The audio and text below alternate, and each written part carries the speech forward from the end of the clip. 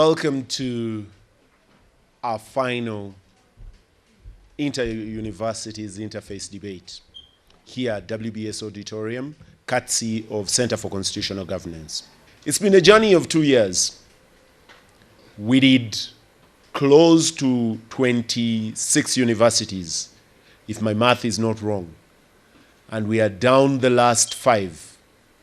And ladies and gentlemen watching us, I'll just give you a feel of how many universities we have in Uganda and that are seated in this auditorium at WBS TV. And I'll do as many as my eyes can see, and I'll read them out and they'll flash their card. I'll do St. Lawrence University in the extreme of this hall, Ndeje University, International Health Science University, Cavendish University, All Saints University, Nkumba University, Uganda Pentecostal, Ndeje University, Kabale University, Gulu, Mutesa One Royal Mountains of the Moon, Ankole Western University, Chambogo Islamic University in Uganda, Mbarai University of Science and Technology, MUBS, Uganda Matters University, Busoga University, Kampala International University, Busitema, Bugema, Kampala University. Who haven't I seen? Who haven't I seen? Makerere University. I don't see their card. Uganda Christian University, Makerere University. And ladies and gentlemen, most welcome. Give yourselves a round of applause for being here. And ladies and gentlemen, at this point, I will introduce our finalists for this afternoon in the WBS Auditorium here at Nagulu, courtesy of CCG. And we're doing this in alphabetical order. Coming on stage first, from Cavendish University, Johnson Adejom Mobi.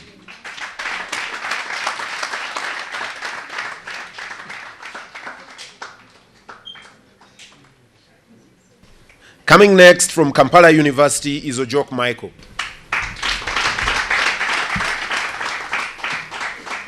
Coming next from Islamic University in Uganda, Abubakar Matanda. And right next, after Abubakar Matanda, Makerere University, Eyeru Jacob. And last but not least, from Mbarai University of Science and Technology, Rugambwa Blaze. And ladies and gentlemen, I will as well introduce the judges for this afternoon. The judges for this afternoon, some of them we've done the journey with them several a time over the 2 years. I'll introduce Nabasa Caroline, Assistant Director of Public Prosecution. Welcome, Carol. Dickens Kamgisha from Afiego. He's the Executive Director at Afiego. Welcome, Dickens. Bruce Valava Kavasa, Chairman, the Appointments Board at Makerere University. Welcome, Bruce. And all of you, ladies and gentlemen, and I'll have the flash of the card once again. So if just in case anyone missed your university, the cameraman will catch it. The flash of the card. Okay, those that are not proud of their university, you can keep your cards down. Ladies and gentlemen, we will roll from here. And the order of presentation will be Cavendish University, Kampala University, IUIU, Makerere University, and finally Mbarai University of Science. And this is the alphabetical order in which they are ranked. We decided to do it in the alphabetical order, like we've done over the journey. Ladies and gentlemen, the topic of our debate this afternoon, oil and youth, which way Uganda? Oil and youth, which way Uganda? I'll give this quick background. Last week, the president of this country, while committing about energy, the energy sector, committed and said, we are able to buy back Bujagali Dam from the Aga Khan. Why? He anticipates that in 2 years from today, and mark my word, is anticipation, we shall be able to skim away $3 billion annually from the oil that is yet to spew from the ground. Should we spend it today? Should we wait for your generation to spend it, or the next generation? Should we keep it in an escrow account like they do in the Nordic countries? Should we burn it and get done with it? I don't know. Ladies and gentlemen, we welcome Johnson Adejomobi.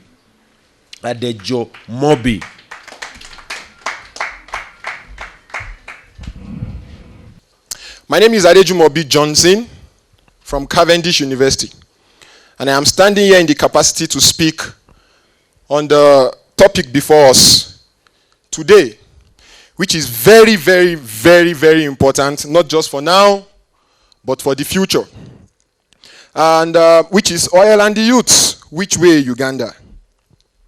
Now, I'm going to go in this sequence because of time. I've listened to the protocol that's been given on ground. I'm going to identify the problems and the situations presently on ground, and then give way forwards as many as I can give before the questions come in. Now, in the 1920s, when the British geologist named E.J. Wayland documented the presence of hydrocarbon in the Albert Lake, that day is supposed to be a day that will tell our unborn generations about the good story that was found thereabout, and then tell them how prosperity has come upon our land. But with the current legal framework, ideology versus realistic ideology, I am going to fear that we might sing a wrong song like many other countries who have these natural resources are singing today. And I am going to address that because of currently Uganda don't understand the situation of this oil. And if I ask the audience today, what is the situation? In fact, where is this oil located? Nobody would be able to give me accurate answer. What is the parliament saying presently about the oil? Nobody would be able to give me accurate answer. What is the actual legal framework presently in Uganda? We have had acts like Petroleum Exploitation Development Act 2013. We've had Petroleum Refining Confusion and Transportation Act 2013. We've had Oil and Gas Policy 2008 and 2013. But were these processes transparent? Was it public oriented? Is there something that should guide you that as a law that should not make you participate? Looking at the situation presently, it leaves me with two conclusions as a problem, which they are called oil curse and Dutch disease. These two problems are fundamental everywhere with anybody who had got natural resources. Now, it makes it look like anytime we have found natural resources in our country, it is a problem to the nation. But it is not so, and we would see that when I give my way forwards. One, oil cost is a term used to describe the overall negativity of oil resource in a country and its people. It entails wrong management of the economy, environmental deprivation, corruption, nepotism, conflicts, and the likes. We have seen countries like Congo who have A to Z of natural resources. Name them: aluminium, crude oil, phosphorus, even up to zinc. They have it. But what do they have to report for it? We have seen countries like where I come from, Nigeria, where we kill ourselves just because of something that should enrich us. That is oil cost. And now there's another fundamental one called the Dutch disease. It's a kind of unbalance in the economic because of the over-reliance on the oil, which result into negative results in the foreign market, which lead to economic destruction in the overall market. When we find oil, we no longer concentrate on what we have had before. We were surviving before oil came. So why should we now kill ourselves because oil has come? Now, what are the way forwards to this before questions start coming in? Let me give as many solutions that will stop us from repeating history. Like all right. Now, number one is what I call the marketing, revenue, and distribution strategies. Now, when this oil comes, there are marketers. What do you do with the money? What do you do with the resources? We are open to responses now. Okay. What do you do with the resources? My suggestion is this: let there be a creation of oil trust fund. This oil trust fund is what will be used for free education. I repeat, free education, thereby the youths are benefiting. In Nigeria today, the public education is as low as $75. And if we ask the country to give us free education with our oil money, I ask the house, are we asking for too much? So, free education can be created from the oil that is generated. Now, the other one is what we call the marketers. May we take the points of information? All right. Uganda Pentecostal University, Ndeje University, Chambogo, Busitema, and Bugema. Will you walk up to the fore? Make your other point as they walk up. All right. Marketers. Marketers, in 2013, a man, the General Secretary of OPEC, with the name Abdallah E. El Bahad, gave a suggestion of subsidy. Subsidize the oil industry. The money generated from the subsidy, use it to create a refinery. You are no longer selling oil and buying petrol. You are refining your crude and creating 18 other natural resources, because you sell one and then you make loss. Yes, please. Thank you very much. I commend the precurrent speaker so much. And there is this concern that I'm also seeing. You've told us that the oil extraction, no one is aware. Actually, even we, the youth, actually, if it was not because of this platform, I wouldn't even be aware that there is oil in Uganda if we are not informed. And for that matter, even the constitution itself does not have anything that will guarantee the resource wars. We all know that when we are blessed with a resource, there is going to be war afterwards. The domestic wars, the domestic... I'm called Akelo Florence from Uganda Pentecostal University. So this has to be having some guidelines and some rules in the constitution to see that the wars we are going to fight afterwards will be curbed. Thank you. I'm Chula Philemon, Chambogo University. Let me start by saying that the youth not accessing such information, it's because we want to be everywhere. And at the end of the day, we find ourselves nowhere. So what is being done? You said we don't know about the oil and government may not be doing enough to publicize it. I believe government is doing something, yes. One, it gave Arati, there's some Russian company called Arati that was given the tender to build the refinery. Two, there are laws that you actually talked about, that is the midstream and the high stream acts. That were actually brought up in 2013, you understand? All those acts actually brought up to bring the individual citizen closer, yes, to getting access to the information about oil and gas industry. Then they're going also forward to build institutions. You've heard about the Kichwamba, you've heard about the UPIC, that is Uganda Petroleum Institute in Chigumba. Thank you very much. Well, this is very interesting. Robert is my name from Bugema University. I want to thank the debater. However, there are a few things that we must take note of. One, with the current situation in Uganda, regardless of how much we might make changes in the constitution, but if the term limits are not brought back on ground, there will be no benefit, because the richer will continue to be rich and the poor will continue to be poorer. How do they relate with oil is the question. How do they relate is this: people who are already in the government are ready to benefit from this oil better than you who is here. You will not get anything unless we get God's intervention in this and we change limits. Unless we change political limits, nothing will definitely come to our ground. Thank you so much. We are Mr. Robert Bugema University. Thank you very much. Businja Ruth, Ndeje University. I thank God because I was exposed to an oil discussion with Afiego. We were there some time back. And when they brought the energy minister, I think she was a representative, one thing she said was, it's not, the decision regarding oil are not public oriented because they are still at an early stage. Now my question is, if they are not involving us at this stage in decisions of oil at this stage, when are they going to involve us? When things go bad?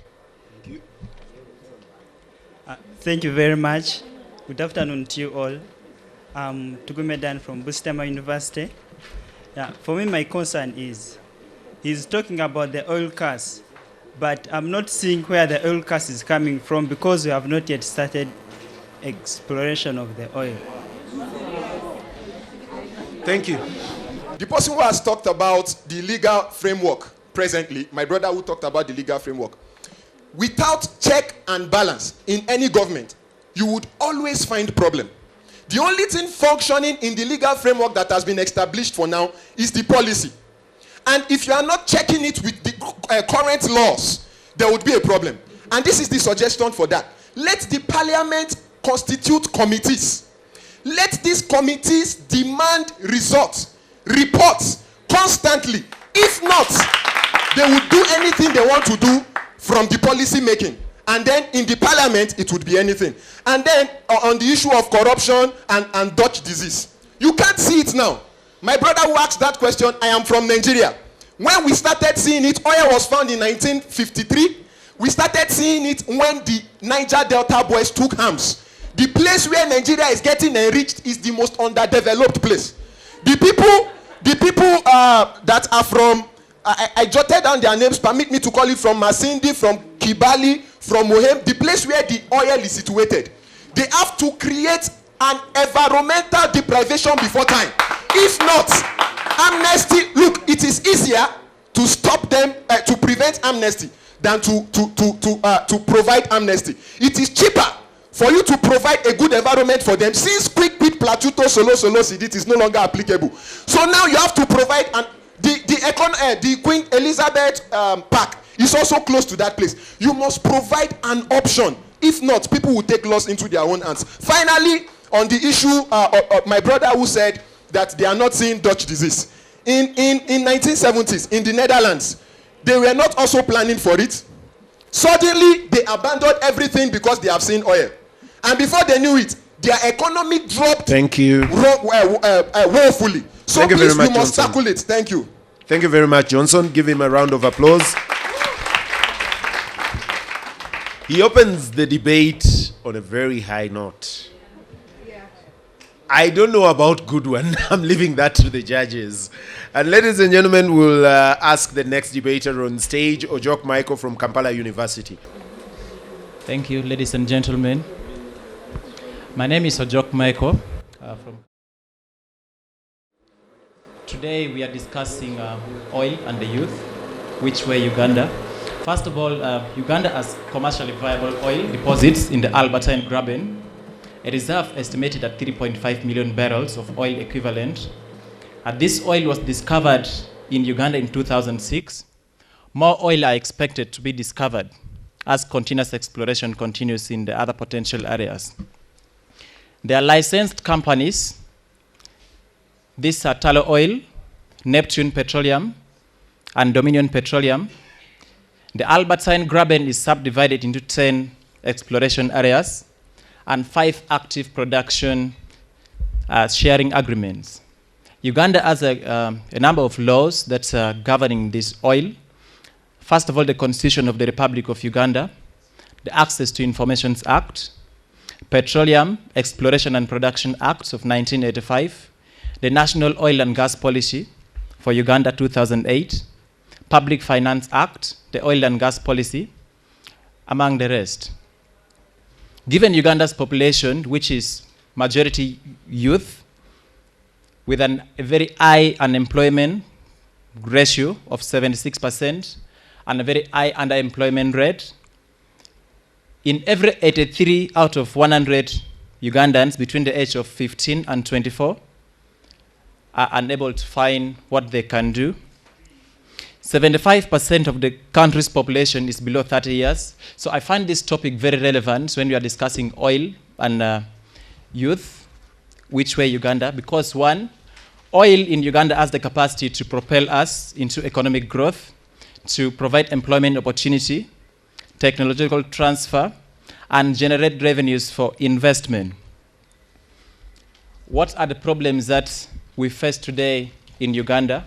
My colleague made mention about some of them. I'll go over them briefly.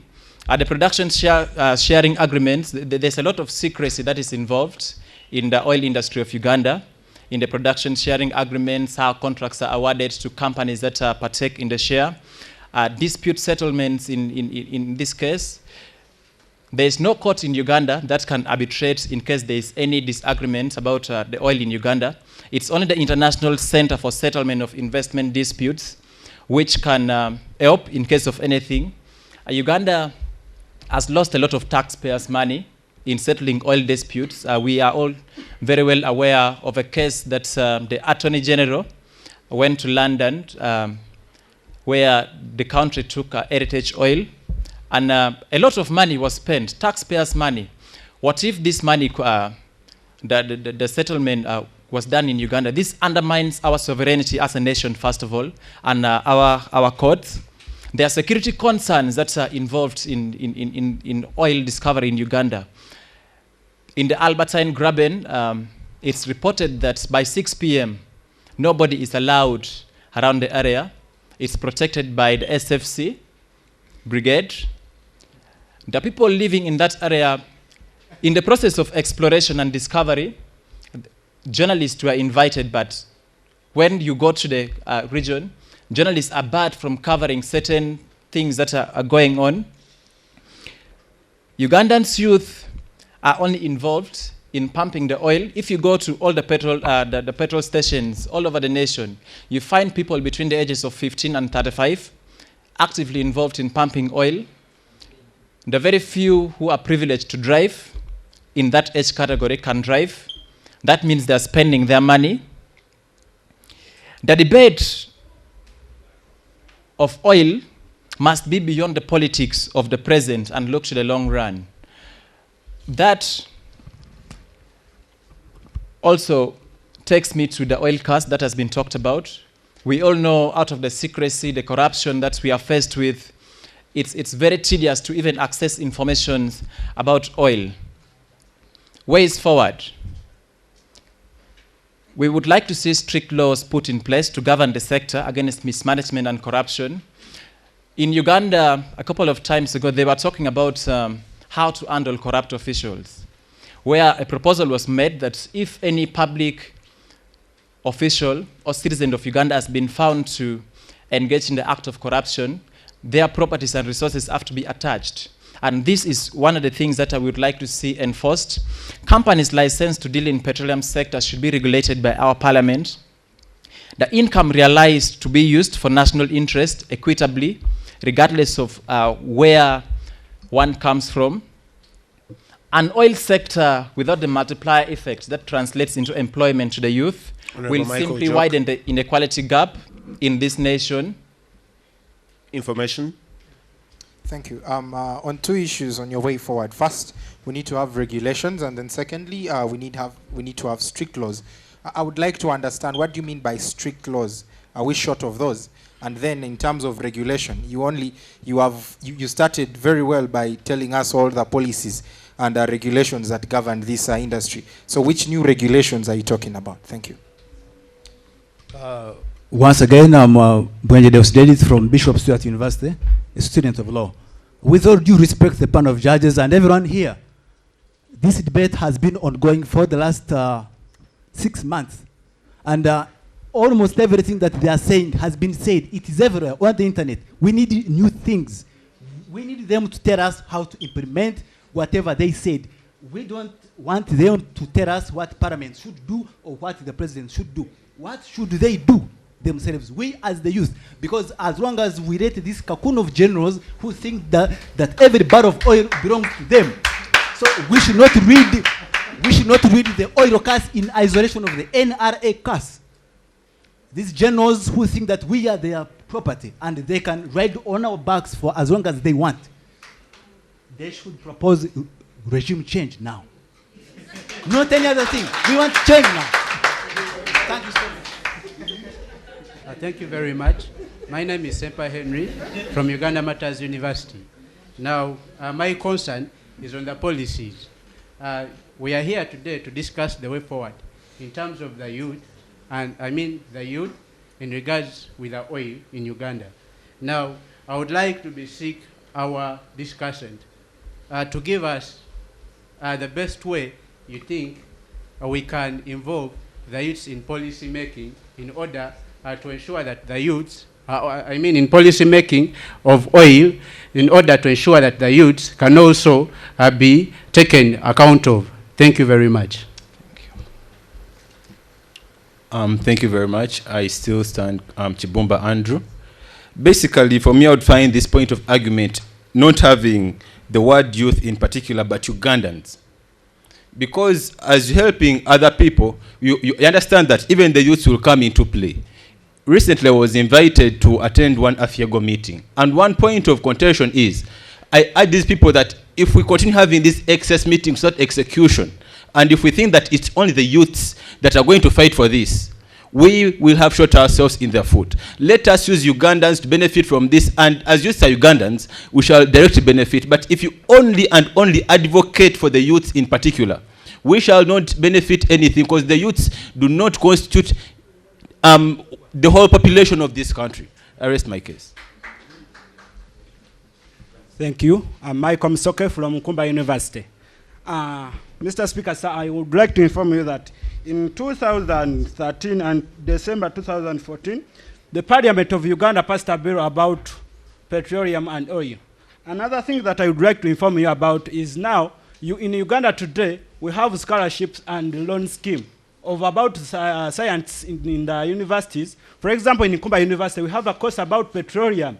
People of the youth should join such courses and they can benefit from that. That is job creation in Uganda. Thank you. What's really beating my understanding is that every discussant who is coming here, they are not telling us, the youth, what we should do in this country. What they are discussing, that's discussing about the government. As the youth, you know that they say that the best thing that you can hide a secret from a Ugandan is to put it into writing. If you read this newspaper for June, 1st of June 2015, you'll find the whole thing about the oil sector in this newspaper. But you find that the government has already drawn up the regulation, the legal system for the operation of the oil. You find that companies have come right now fighting for the oil because they want the same Talo oil whom they chased from Ghana because of corruption. They're giving them a contract in Uganda. As the youth, what will you benefit? Respond to them. Thank you. We'll give you an extra 2 minutes. Mr. Jacob, you talked about regulations and strict laws. Not very so long ago in Kenya, the President of the Republic of Kenya made a directive that all corrupt officials have to be investigated. This is one step in the right direction, which if used in Uganda can take us a way forward. In Ghana, they have a very clear mechanism for handling corruption cases with regards to oil. The best way to involve in policy making, they are coming up. How practical are the courses that you are learning on oil today? My colleague from Kumba, is it theoretical? Is it practical? Can you apply yourself as compared to somebody who has been given a scholarship by Talo Oils to go and learn outside Uganda?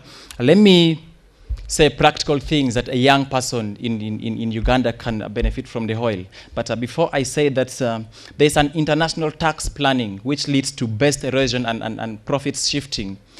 This should be abolished. This is a system whereby the multinational companies manipulate the laws of these other small countries to evade tax in Uganda. We very well know cases of Heritage Oil and Talo, what they are doing. There is unemployment.